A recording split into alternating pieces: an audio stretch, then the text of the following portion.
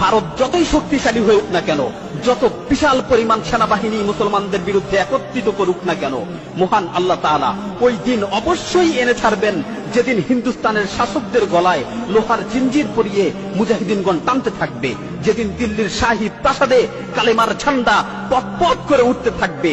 হে মোহাম্মদ বিন কাসিম ও তারেক বিন জিয়াদের উত্তরসূরিরা, সমগ্র বিশ্বের মুজাহিদিনরা জেগে উঠেছে, তাদের মাধ্যমে রাসূল সাল্লাল্লাহু আলাইহি ওয়াসাল্লামের ভবিষ্যৎবাণীগুলো আজকে বাস্তবায়িত হয়েছে। হে হিন্দুস্তানের অধিবাসীরা, রাসূল সাল্লাল্লাহু আলাইহি ওয়াসাল্লামের ভবিষ্যৎবাণীগুলো তোমাকেও হাতছানি দিয়ে রাখছে। রাসূল সাল্লাল্লাহু আলাইহি ওয়াসাল্লামের ভবিষ্যৎবাণীগুলো তোমাকেও হাতছানি দিয়ে রাখছে। সুতরাং আর বসে না থেকে গাজওয়াতুল হিন্দের জন্য প্রস্তুতি নাও, গাজওয়াতুল হিন্দের জন্য রণসাজে সজ্জিত হও।